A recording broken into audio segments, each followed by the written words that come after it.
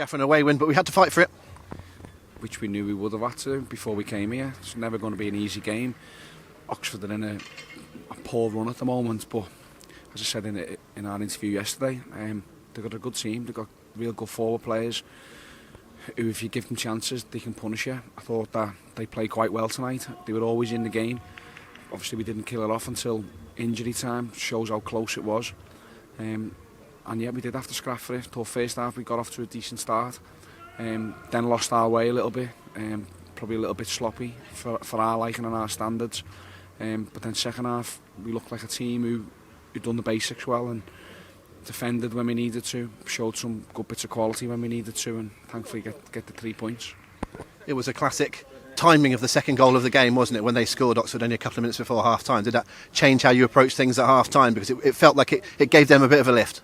It did give them a lift, give them a lifeline. I was already planning on not losing me rag, but saying to our players I didn't think the standard was good enough in the first half.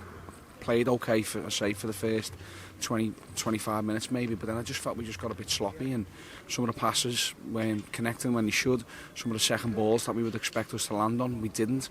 So I was planning on going in and livening a few up, if I'm honest, and then they scored the goal, so that just allowed me to go even more. I don't normally lose my temper, but I did a little bit at half time because I just thought that if we were at our level, our proper standard, the way we've been playing, then we might have too much for Oxford, but we let them back into the game. But thankfully second half we were a lot better, and the players responded. All the subs had come on, done a great job again, and we looked like a team who were a top team second half, in my opinion. Yeah. I know it's not typically our thing to start talking about individuals, but I want to bring up a couple. First of all, Saxon Early, you gave him his full debut. I think he played about 2 minutes before this, away at Bolton, but it was a full debut. Starts, scores, we win. It's a good day for him. It's a brilliant day for him, and I'm so pleased for him. He's been here now obviously a few weeks or whatever, 6 weeks since he come to the club, and every day that he's trained, he trains exactly how he plays. We knew that about him when we were trying to sign him. He's an honest lad. The report that we got back from Andy Hughes at Norwich just says he'll run all day for you. The information that you give him, he'll try and carry it out and do his best. Since he's been here, he must be the worst person to ever train up against, because as I say, he's 100 mile an hour, and if he was ever going to score a goal, it was just going to look like a tackle. So I'm so pleased for him. The lads have all responded to him. He's a great kid. He's had to wait patiently, but as of a few others at the moment who the team are doing so well, he's had to wait patiently, but he took his chance tonight and showed he's another one who's more than capable of playing in our team. Speaking of waiting patiently, someone that you brought up at the weekend was Matt Butcher, who played against Portsmouth, played really well. You left him in the side tonight, and he got his first goal for Argyle. He didn't quite get it against his hometown side, Portsmouth. He was nearly there on Saturday, but he scored tonight, and I could see by the reaction of the lads celebrating with him how pleased they were for him. You must be delighted as well. Yeah, I can't speak highly enough of Butch. He's a brilliant professional. He's a great lad. All the lads all get on really well with him. He's been here, played really well for us throughout the season. He's found himself out of the squads since January a couple of times. I've had to leave him out because I've got 4 real capable midfield players in there, and for whatever reason I've made decisions and he's had to miss out. I've just used him as an example here. So Tyreek Wright, who's missed out on the squad the last 2 games,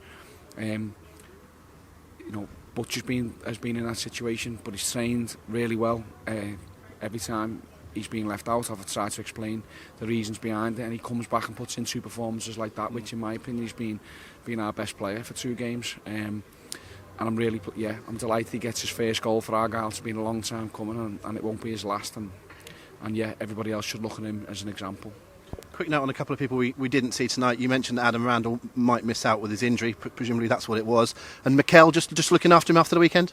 Yeah, just looking after him. We wouldn't have played and started Mikel tonight, so I didn't think it was worth him coming on a 4-hour coach journey to sit in the cold, to come on sub with his injury record. So it was a good idea to leave him at home. He's trained this morning with Niall Ennis, with the under-18 squad, so he's ready to go on Thursday again. Niall Ennis has trained, which is real good the last 2 days. He's looking, so he could be available for selection. Adam Randall was a knock from the weekend, a swollen ankle that was still a little bit too sore.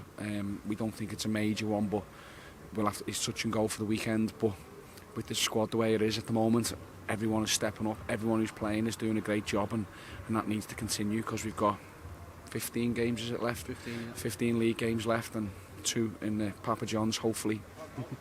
So we're going to need everyone, as usual.